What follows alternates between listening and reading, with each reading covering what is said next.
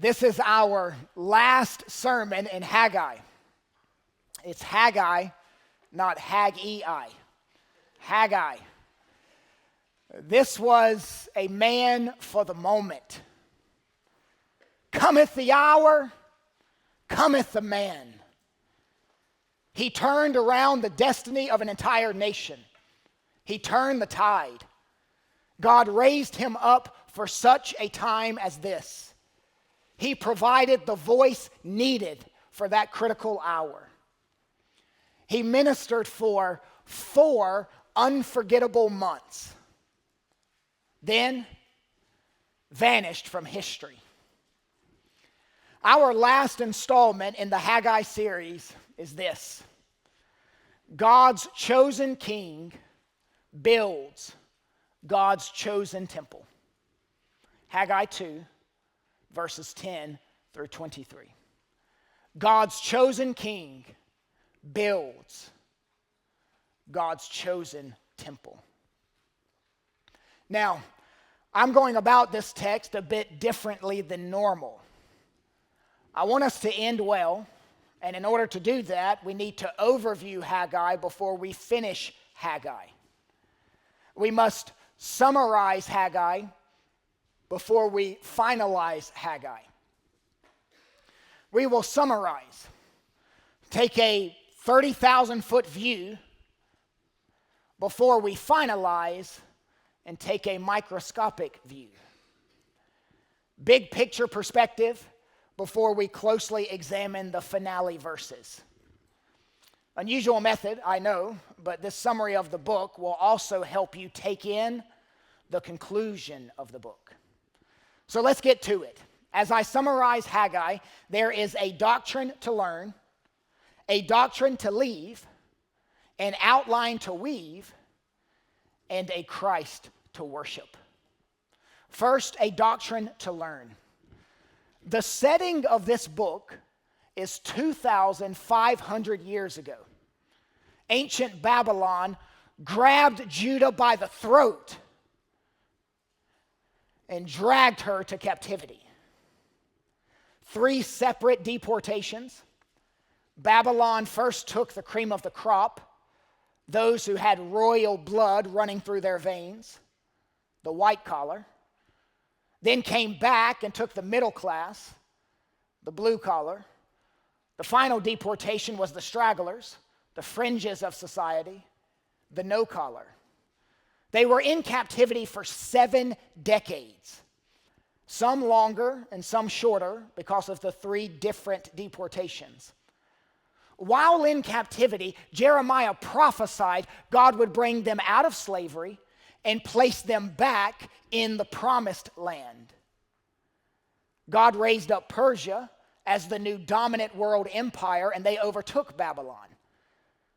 Judah heard her captor's dying gasp. God choked the nation that choked his people.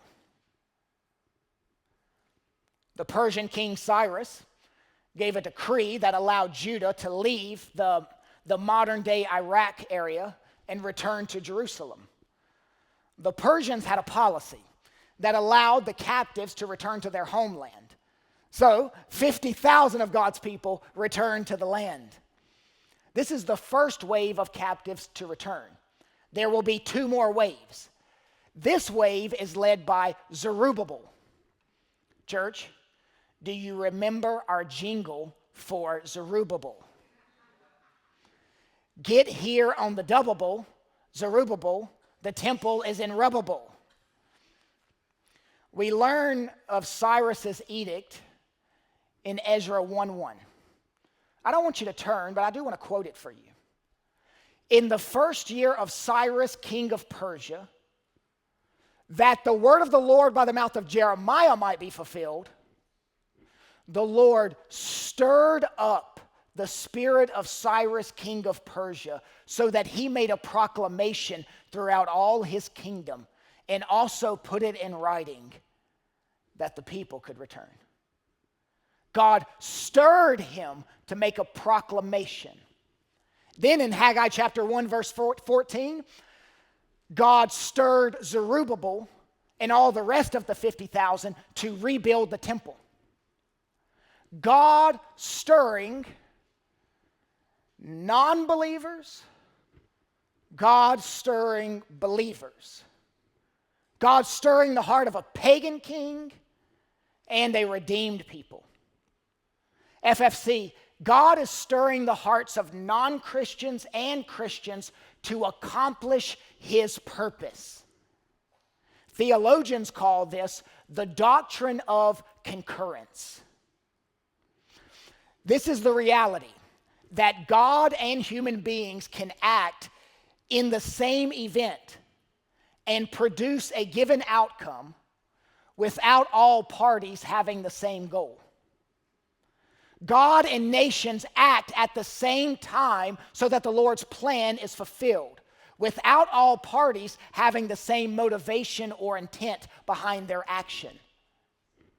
R.C. Sproul said, concurrence tells us that both nations and individuals can be thoroughly and concurrently active, making choices that are truly their own. But God is working at the same time to accomplish his will. When Cyrus told the Jews to go back to the promised land in 538 BC, he was not out to advance the interest of God's kingdom or to show true undivided worship to Yahweh. Instead, he was just following shrewd domestic policy, allowing the Jews and the other peoples whom Babylon had taken captive into exile to go back to their lands of origin and build temples to their gods would only amass deeper loyalty to Persia. The doctrine of concurrence. God is working to accomplish his will through the decisions of nations and individuals, no matter their motive. Saints, this is how you must view politics and wars and nations and every minuscule aspect of your life. This is both global and personal. See this wonderful doctrine of concurrence unfolding in Haggai. First, a doctrine to learn. Second, a doctrine to leave.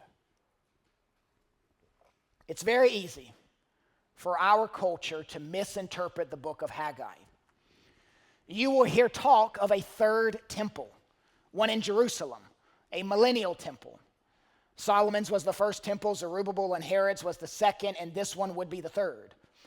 People have been influenced by dispensational theology, and they are expecting a new physical temple of limestone being built in Jerusalem. They will contest that Haggai points to it. But we must submit to how the New Testament picks up Haggai. Hebrews 12 quotes Haggai. It is clear in Hebrews they are not anticipating the rebuilding of a physical temple in Jerusalem, but rather the heavenly temple, the New Jerusalem. There's not going to be a third temple in Jerusalem where literal animal sacrifices will take place again. We don't need sacrifices anymore. Jesus is the full and final sacrifice. To clarify, I don't want any of you to leave Haggai and think, I'm supposed to move to Jerusalem and build the physical temple. If I were in any other country, in any other time in history, I wouldn't have to talk about this. But America has popularized dispensationalism. It is foreign to the Reformed faith, a Johnny-come-lately interpretation. This talk of a third millennial kingdom is still taught in most Southern Baptist churches, most John MacArthur churches, most Calvary Chapel churches, most Pentecostal churches, all independent fundamental Baptist churches. I have to say that mean because sometimes they are mean. It was not a position of Reformed brethren for 1,800 years. First, a doctrine to learn. Second, a doctrine to leave. Third, an outline to weave. Weave it into your study of Haggai. It's a running outline of the whole book. The firecracker builders, chapter 1, verses 1 and 2. The selfish builders, chapter 1, verse 3 through 11. The obedient builders, 1, 12 through 15. The discouraged builders, 2, 1 through 9. The defiled builders, 2, 10 through 19. The chosen builder, 2, 20 through 23. You will remember at the beginning of the book, when they return to Jerusalem, Judah starts with a bang. They are excited. It's all hands on deck. They are rebuilding the temple. Their effort is bright and shiny for a bit. But like a firecracker, it fizzles out. Haggai walks onto the construction site and no work is going on. It's a ghost town. Rebuilding the temple involved gigantic obstacles that required Herculean effort, which the people did for a while, but apparently their zeal grew cold. The initial commitment faded. The candle blew out. They threw down their tools, took off their yellow hard hats. The temple is still a heap of rubble and a haunt of jackals. It didn't take long for the zeal to cool, for the people to grow apathetic, and for their heart to become a block of ice. They stopped working for 16 years. They become the selfish builders. For 16 years, they put their agenda ahead of God's agenda. The emphasis was on their house instead of his house. They had luxury houses, and God had a dilapidated house.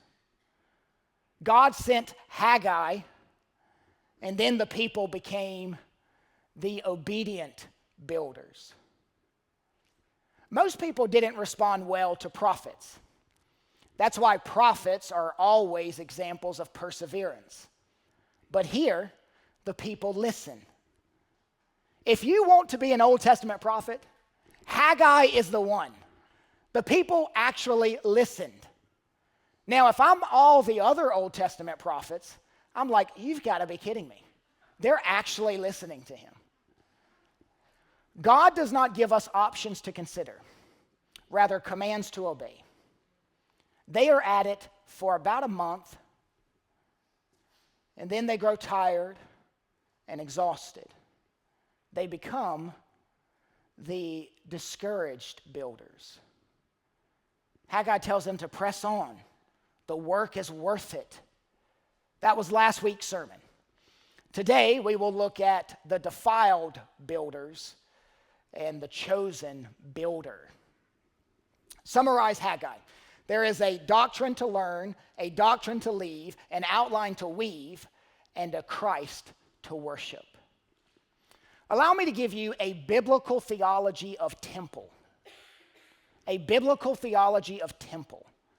The temple is a theme that began in Genesis and develops and morphs throughout the Bible until it finally ends in Revelation. The first temple was the Garden of Eden. That's where God dwelled with man. Man sinned and was kicked out of the garden temple and kicked out of God's presence. The tabernacle was the next temple. They dragged that thing all across the desert and set it up and tore it down. God met with his people there in that portable structure. Solomon eventually builds a spectacular temple, a permanent one. It was enormous and very detailed. The interior had carved flowers and buds and trees. It mimicked the garden. God again dwelled with his people in a temple garden. The temple was not a good luck charm or an amulet to ward off evil. It was a place where God came down to live with his people. Solomon's temple stood for 400 years. Then the Babylonians destroyed it. Zerubbabel built the next temple.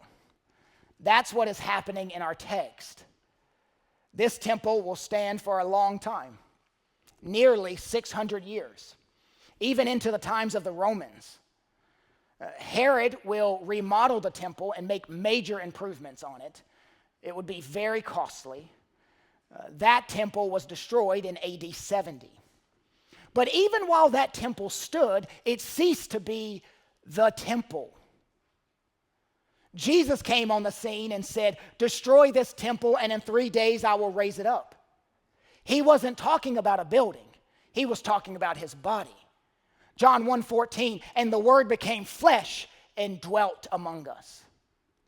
The people in our text are building a shadow. The Father will send the reality.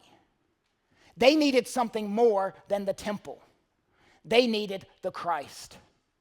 We have one greater than the temple. Then you have the human temple. The Apostle Paul said in 1 Corinthians 3:16, "You are the temple of God. The fullness of God dwells in a new and better tabernacle."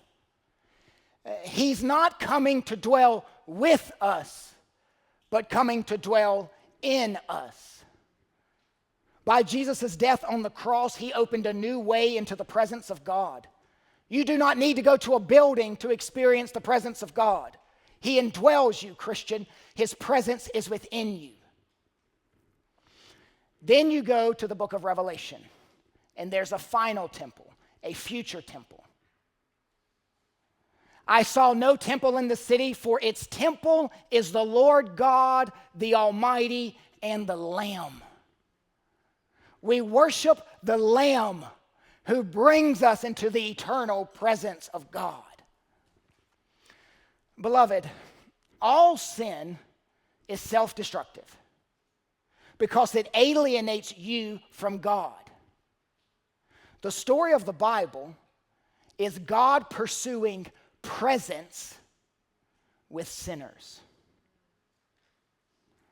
Summarize Haggai. Now finalize Haggai. That was the 30,000-foot view. Now the microscopic view. That was the big picture perspective. Now let's closely examine the finale verses of the book, beginning in verse 10. "On the 24th day of the 9th month, in the 2nd year of Darius, the word of the Lord came by Haggai the prophet." Haggai is always looking at the calendar. This is one of, if not the most, precisely dated books in the Bible. There are timestamps everywhere. He is meticulous with dating.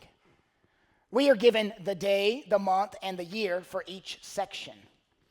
Haggai ministered for 4 months, and during that time, he preached 4 sermons. The book records all 4 months, and it records all 4 sermons. In these 4 sermons, he's seeking to put the people on task to build the temple. Each message is set off by the year, month, and day. I want you to flip your pages and find each of these sermons with me. Haggai 1:1. "In the 2nd year of Darius, in the 6th month, on the 1st day of the month, the word of the Lord came by the hand of Haggai." Church, that's the first sermon. Now Haggai chapter 2, verse 1. "In the 7th month, on the 21st day of the month, the word of the Lord came by the hand of Haggai." Church, that's the second sermon.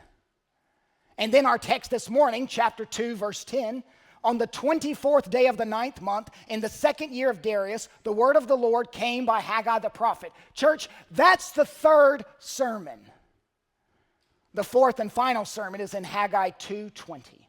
"The word of the Lord came a second time to Haggai on the 24th day of the month."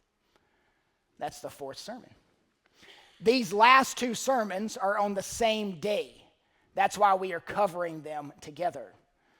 They are preached 2 months after the previous sermon. Student of Scripture, perhaps you remember in our Kings series, the historian dating events according to a Davidic king, God's king. He always tied his dates to Israel or Judah's king. The fact that Haggai dates these sermons with reference to a pagan king, Darius, highlights the continual absence of God's king. Dating by Persia's king, not Judah's king. Where is God's king? Has God's promise failed? Verse 11. For thus says the Lord of hosts, ask the priests about the law. Haggai wants the people building the temple to enter a Q&A session with the priests. 50,000 people laboring, sweating, hands blistered, and knees aching. Haggai, you've been motivating us to work for 4 months. Now you want us to pause and ask questions? Yes. Yes, I do. I want a momentary stop in the construction for some teaching. I want you to engage the priest in conversation. Brothers and sisters, you may perhaps think of the Old Testament priest as only sacrificing, but they possessed a twofold duty: to teach and to execute the sacrifices. They had overlapping domains. So this is not out of the ordinary. It is the priest's job to teach people. There will be 2 questions. Here's the first, verse 12.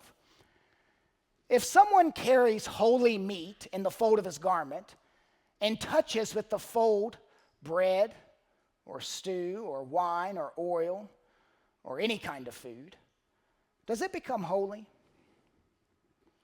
The priest answered and said, no. Haggai wants the builders to introduce a hypothetical problem. Go to the priests, who are authorities on the subject, ask for an official ruling, get a verdict from the priest on this matter, settle this difficult case. Now, we modern readers are at a loss with this question. We don't have a category for it. We don't have a grid to process it. If someone carries holy meat in the fold of his garment, why is a dude walking around with a ribeye in his pocket?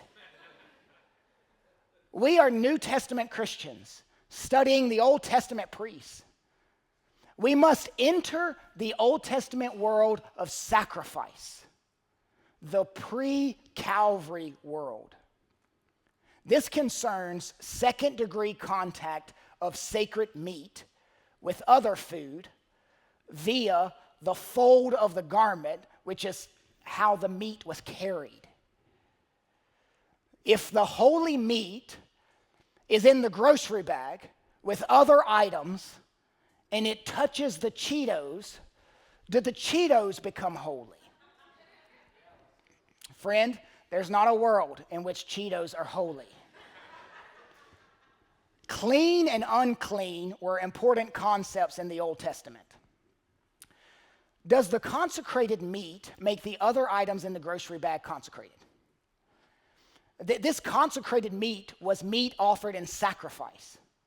Apparently, it was acceptable to take some of the roasted, sanctified meat home. One could carry it to his domicile and eat it there, the day after the sacrifice was completed. This is all about ritual purity. Same vocab used here as in Leviticus 6. Animal flesh was set apart and made holy. And you wonder, what is the purpose of all this? By the shedding of blood, there is forgiveness of sins.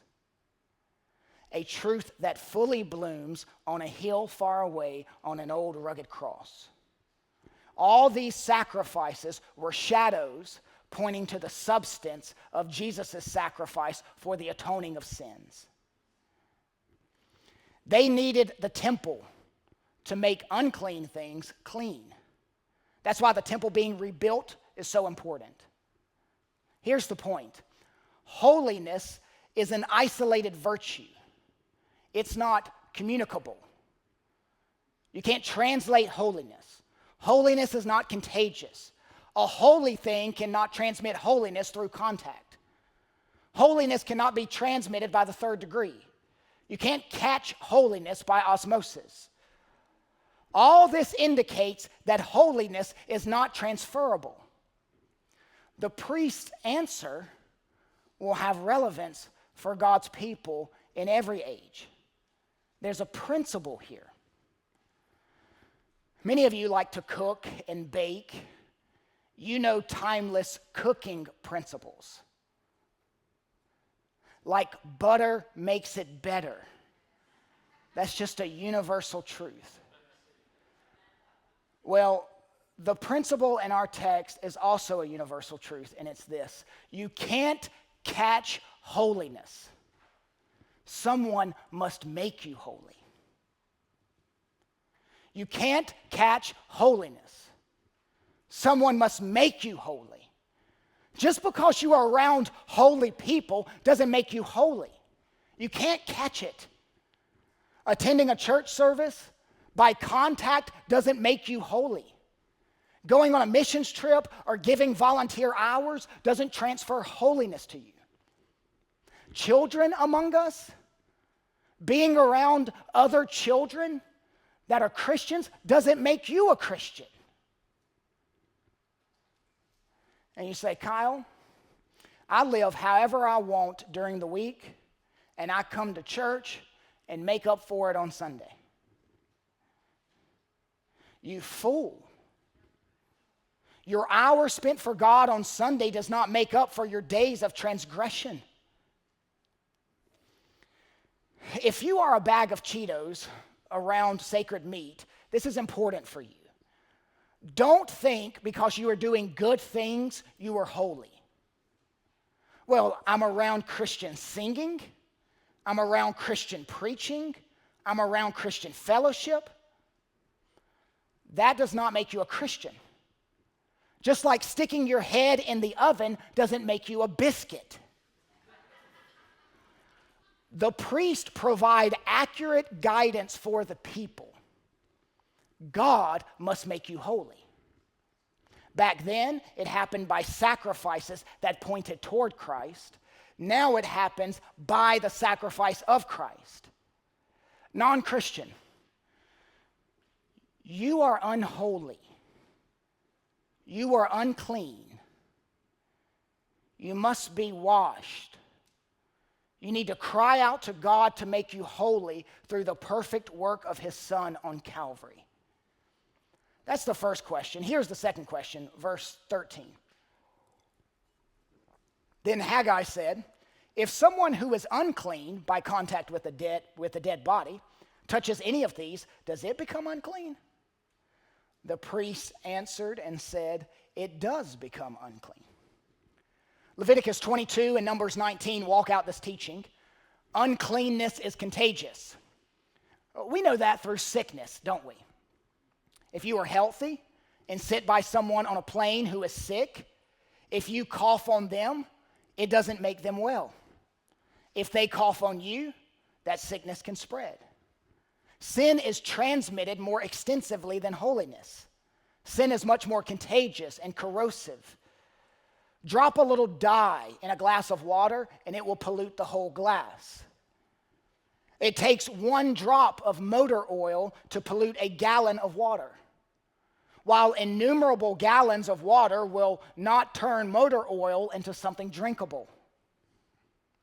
A bushel of rotten apples doesn't need a healthy one to make them better. The cleanness of one apple doesn't spread to the other apples. In fact, it's the reverse. It's always dirtiness that spots the clean. If you touch something with a clean hand, you will not leave a clean mark. But if you touch something with a dirty hand, you will leave a dirty mark. So uncleanness in our text is based on touch, by contact, like a contagious disease. You can transmit defilement, but not sanctity. The question here is not, is holiness infectious, but is defilement infectious? Contamination is communicable.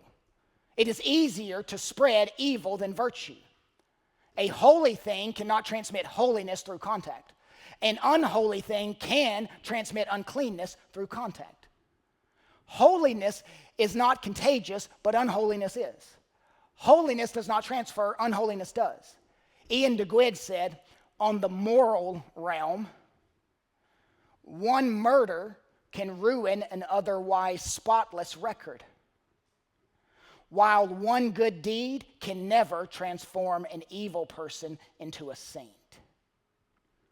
Just because Hitler loved dogs doesn't make him good. First question, will the holy make the unholy holy? No. Second question, will the unholy make the holy unholy? The answer is obvious, yes. Haggai has made his point. This is the answer Haggai wanted. He wants to show that it is easier to fall into sin than into righteousness. He's leading them down the path to help them understand their sin.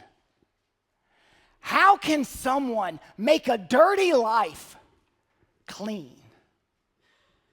Verse 14. Then Haggai answered and said, so it is with this people and with this nation before me, declares the Lord.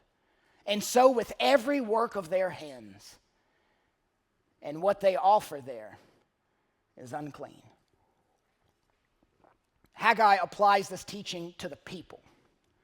2 rulings from the priest followed by the rulings applied to the builders. Haggai turns it into a parable. This is what is happening with you people. You are the contaminated. You need the temple because you've become temporarily defiled. When you are defiled, cleansing involves making a sacrifice. And this is profoundly disturbing. Everything they do is contaminated.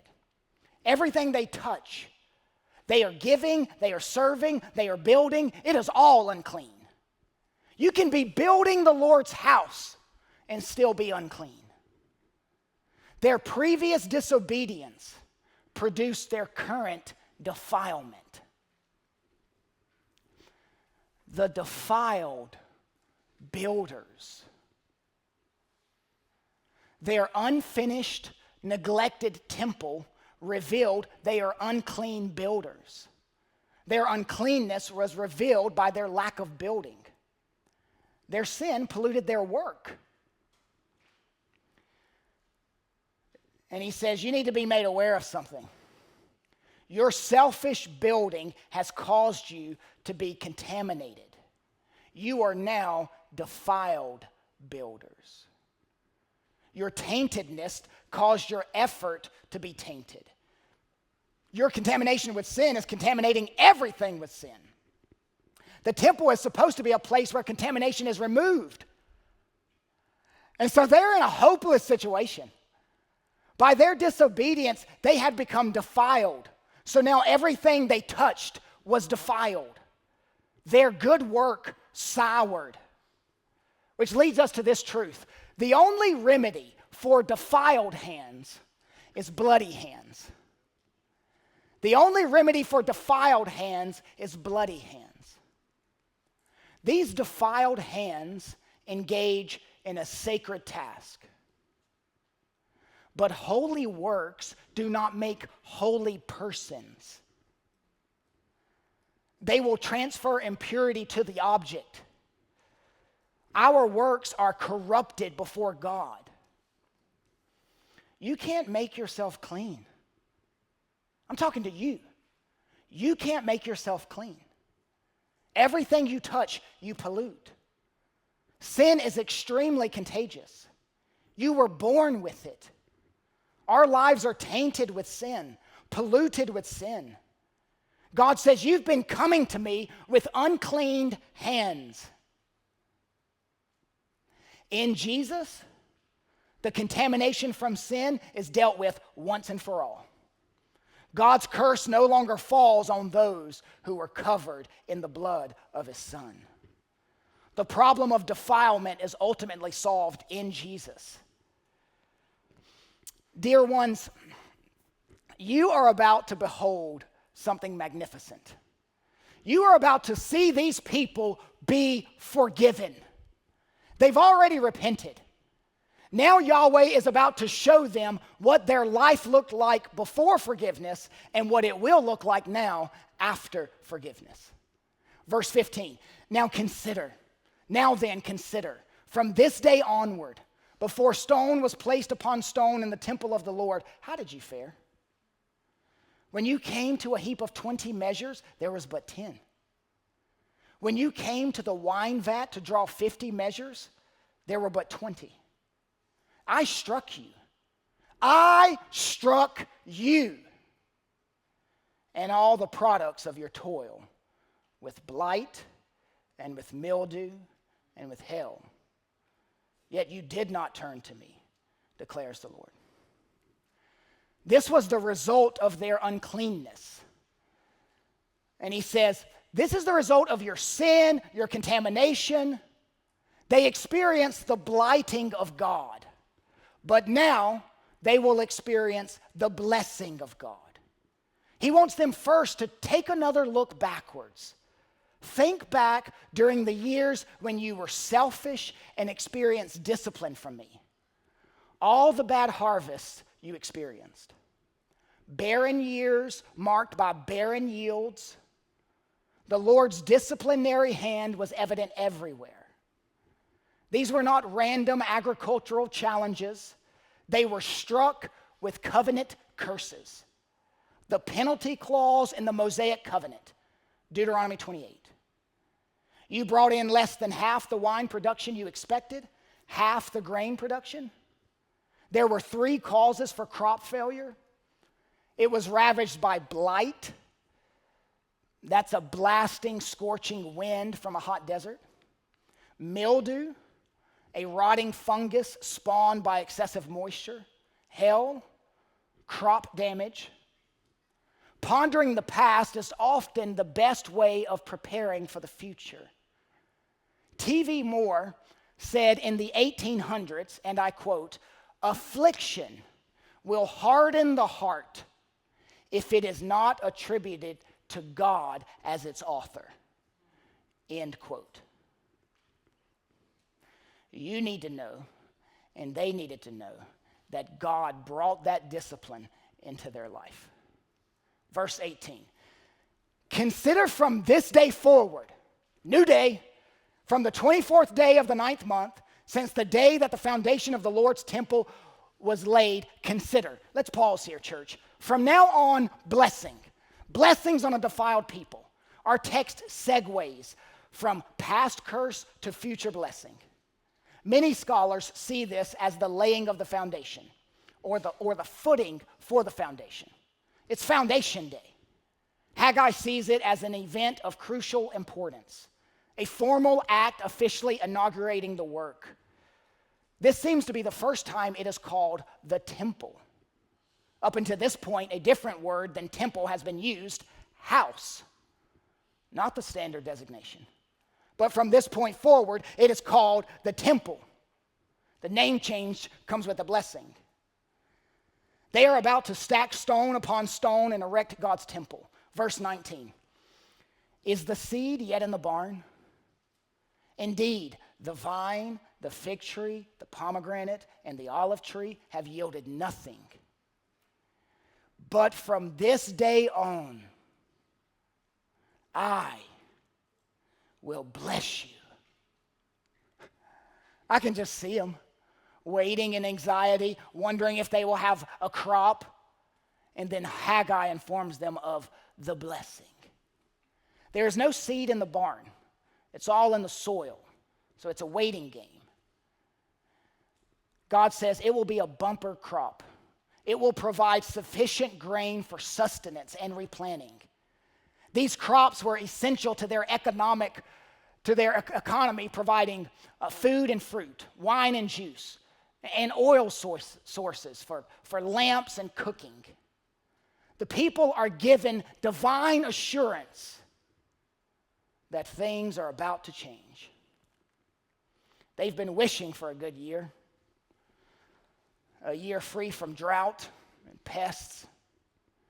God is reminding his people, when I called you back to my land, it came with the assurance of my blessing. They will experience tremendous agricultural success. He will bless them. Will you please hear me? He will bless them. Despite their weariness, despite their half-heartedness, despite their lack of faith, despite their selfishness in building their paneled houses, despite their slowness in completing the task, he will bless them. This is a promise entirely unmerited. Which leads us to this truth. God's greatest blessing on you is unmerited forgiveness. You didn't deserve it. God's greatest blessing on you is unmerited forgiveness. The increased crop was good, but it was the result of forgiveness. It could never be equal to forgiveness. Beloved, you've sinned in the past. You've been the selfish builders. You cheated. You lied. You looked at pornography. You caused your divorce. You stole that item. You gossiped. You collapsed under the weight of that trial. You broke that friendship because of your temper and your overreaction. You've had an abortion or encouraged her to. You were an addict. You screamed at your children. If you've been defiled, you, like me, know the greatest blessing in your life is unmerited forgiveness. God is giving his people a token of his forgiveness. Here's evidence that I have forgiven you. A bumper crop. Saints, he's given you evidence too. An empty tomb. Pastor Jared and I were talking in my office about the order of service changes. This was before we implemented them. And I told him, I want to teach our people assurance of pardon. How they know they are forgiven after they've repented to God. I said, I still have sins committed right after I became a Christian in high school, or sins I committed in college, or failures as a parent and as a pastor. I still have those sins brought to my mind from time to time. Why do I have them brought to my mind? They are not brought to God's mind. Why do I recall them? God does not recall them. I think about them, but God does not. Christian, when you repent of your sin, you are forgiven. These people are forgiven. God casts the sin behind his back, and he doesn't look at it anymore. Neither should you.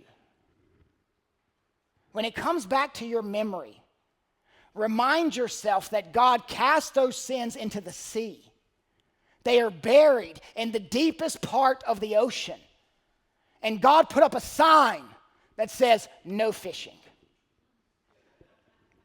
These people in our text, they must accept that they are forgiven and discipline themselves not to think back on their old selfish sins and their wasted money on their paneled houses and the sinful discouragement that made them spiral. They are forgiven. You are forgiven. You don't need to see a large harvest to know it. You need to peer into the empty tomb. And you say, I can't be in the work of God. My sin was so bad. And he says, keep building my temple. It is forgiven. The defiled builders, now the chosen builder. Notice the singular. Verse 20. The word of the Lord came a second time to Haggai on the 24th day of the month. This is the fourth sermon. This is the second sermon on the same day. 2 sermons in the same day. FFC, maybe evidence of a Sunday evening service. I tried to say that in the first service and I choked. I couldn't get it out. And I thought, okay, not doing that. The 3 sermons previously were to the people as a whole, 50,000 people. This one is to one person in particular. Why is this guy singled out? Word to the governor, Zerubbabel. There are no rebukes in this sermon, no commands given, no sin pointed out. This is simply and only encouragement. The end of Haggai contains not a single hopeless word, not a syllable of disappointment. Why did Zerubbabel need encouragement?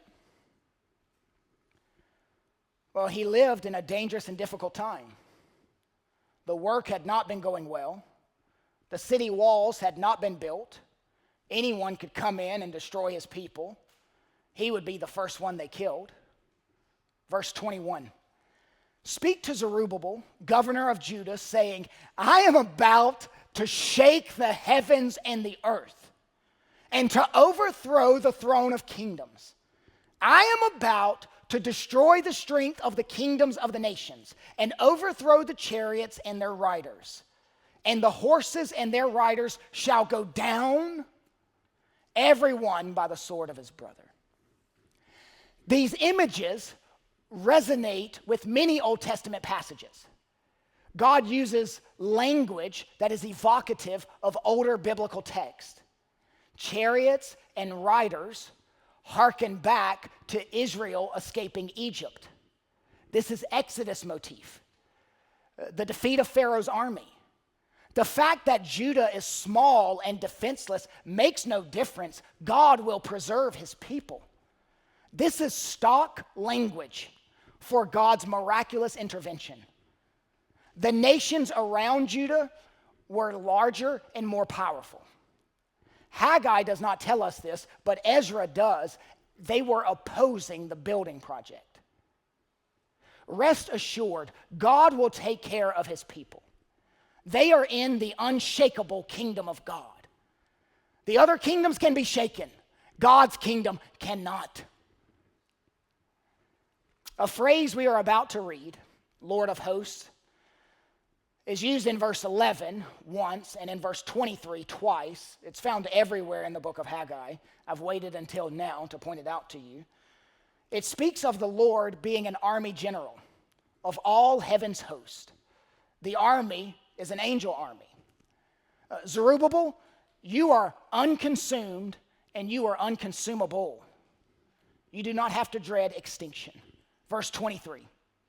On that day declares the Lord of hosts, I will take you, O Zerubbabel, my servant, son of Shealtiel, declares the Lord, and I will make you like a signet ring. For I have chosen you, declares the Lord of hosts. This is future-oriented rhetoric, looking ahead to Coronation Day. Zerubbabel, the chosen builder. He will erect this temple from the foundation up, and he'll wear a signet ring, which portrays that he is the unique, divinely represented authority. This is something a king always kept with him, either worn on his finger or on a chain hanging around his neck. It was very precious. It was never to leave the body. The king's seal was etched in it. The seal would verify, would endorse, authenticate all official documents. For Zerubbabel, It was a token of God's favor. God put his king on a throne. God put his king on a throne. Notice the language of taking and choosing. God has already chosen him, elected him, picked him. He is Yahweh's representative. Z is elevated to a position of honor. This is God's sovereign rule through Zerubbabel.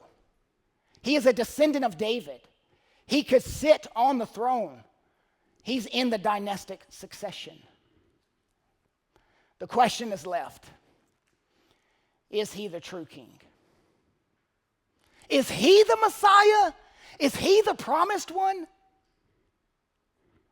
And I'm looking through Haggai.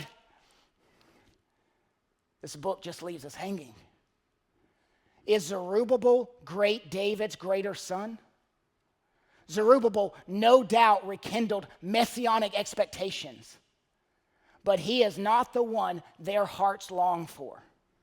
He is a forerunner of the Lord. He is not the Lord. Zerubbabel is in the genealogy of Christ. Zerubbabel will build the temple, but he is not the Messiah. He's not the long-awaited king. But the long-awaited king will come to that very temple. As a child, he enters the temple, and Simeon sees him and says, God, my eyes have seen your salvation, the glory of Israel. Glory did enter that temple in more ways than one.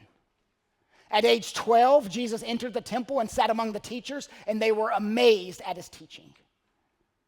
When Jesus was an adult, he preached the gospel in the temple. In the last week of his life, he entered that temple and started flipping tables. You ask, is Jesus the chosen builder? Yes. Yes, he is. 1 Peter 2 and Ephesians 2 say that Jesus is building a temple with living stones. It is his church. We are the living stones. I want you to get this.